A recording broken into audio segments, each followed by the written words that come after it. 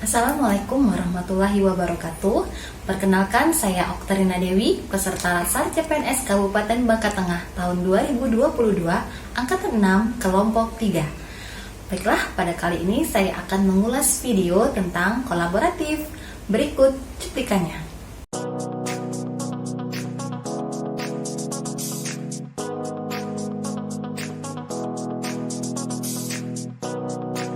Pandemi COVID-19 yang melanda dunia termasuk Indonesia berdampak nyata pada kesehatan. Salah satunya adalah kasus stunting pada anak.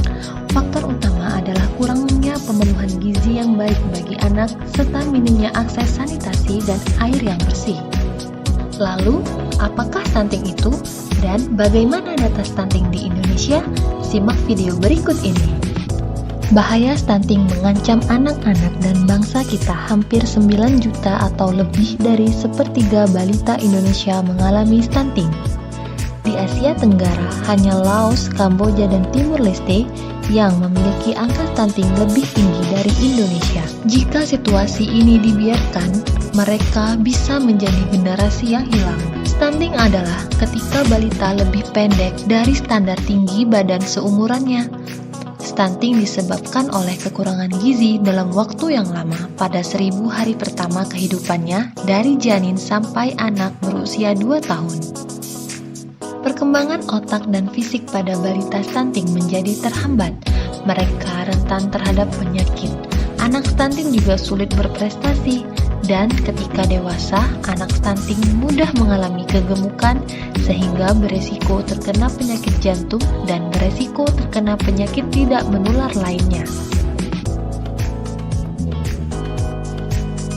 Pada usia produktifnya, anak stunting berpenghasilan 20% lebih rendah daripada mereka yang tumbuh optimal. Stunting dapat menurunkan produk bruto Indonesia sebesar 3%. Bagi Indonesia, kerugian akibat stunting mencapai 300 triliun rupiah per tahun. Untuk itu, Presiden Republik Indonesia Joko Widodo mengingatkan kepada pemerintah daerah untuk terus menurunkan angka stunting di daerahnya masing-masing. Presiden menekankan target percepatan penurunan stunting pada tahun 2024 menjadi 14% harus betul-betul tercapai. Presiden meyakini kemajuan suatu negara sangat dipengaruhi oleh kualitas sumber daya manusianya. Ini tidak hanya urusan gizi anak, tetapi dimulai dari calon pengantin harus disiapkan agar mereka tahu apa yang harus disiapkan sebelum nanti menikah dan sebelum nanti hamil, dan ngerti betul apa yang harus dilakukan. Karena belum tentu semua pengantin itu tahu. Sehingga ini perlu pendampingan calon-calon pengantin agar setelah menikah itu bisa tahu apa yang harus dilakukan yang berkaitan dengan gizi anak. Yang kedua, tadi juga intervensi terhadap gizi anak-anak yang stunting agar target kita 14% di 2024 tercapai.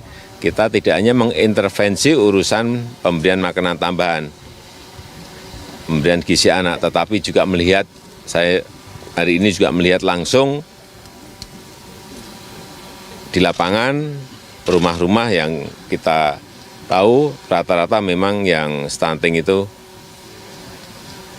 tinggal di rumah yang tidak layak huni. Lalu, bagaimana langkah pemerintah daerah dalam menurunkan angka stunting di daerahnya? Yuk, simak video selanjutnya.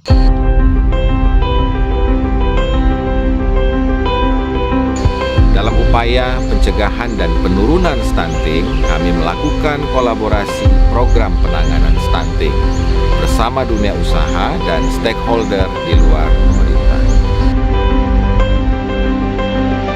PT Tirta Investama Pabrik Tanggamus merupakan pelopor air minum dalam kemasan di Indonesia. Dalam menjalankan bisnisnya, Danone Aqua memiliki komitmen One Planet One Health, yaitu kami yakin bahwa kesehatan bumi dan kesehatan masyarakat saling berkaitan.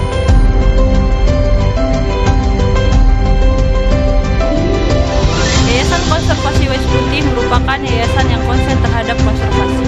Kami ikut berkontribusi melaksanakan pelaksanaan program untuk penanggulangan stunting di Kabupaten Tanggamus. CSR Pro Stunting merupakan program kolaborasi untuk penanggulangan stunting antara pemerintah dan dunia usaha yang ada di Kabupaten Tanggamus.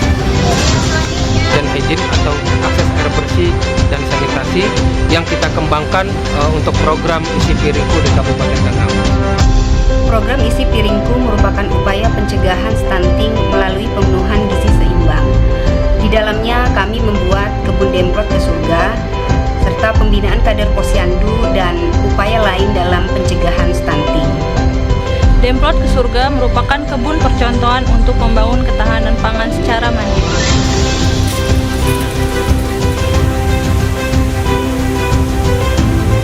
Program ini memiliki banyak manfaat sekali, salah satunya tentang kesehatan dan juga kebaikan-kebaikan yang kita alirkan untuk masyarakat di Kabupaten Tanggamus. Berdasarkan modul Agenda 2 tentang kolaboratif, video di atas merupakan contoh perilaku kolaboratif pemerintah. Dalam hal ini, Pemkab Tanggamus kolaborasi dengan Danone dan LSM YKWS dalam upaya mencegah dan menurunkan stunting di Kecamatan Kota Agung Timur. Lalu, apa sebenarnya pengertian kolaboratif itu? Kolaboratif dapat berarti membangun sinergis bersama antara sektor dengan panduan perilaku-perilaku kolaboratif. Apa saja perilaku kolaboratif? Perilaku kolaboratif diantaranya memberikan kesempatan kepada berbagai pihak untuk berkontribusi, terbuka dalam bekerja sama dalam menghasilkan nilai tambah, menggerakkan pemanfaatan berbagai sumber daya untuk tujuan bersama. Mengapa pentingnya kolaboratif dalam pemerintahan? Kolaboratif penting dalam pemerintahan dikarenakan pemerintah yang dalam hal ini instansi pusat dan daerah tidak dapat bekerja menyelesaikan masalah-masalah publik sendirian. Selanjutnya, diperlukan adanya sinergi kerja yang berbasis pada komitmen bersama untuk menyelaraskan pemahaman terhadap suatu permasalahan.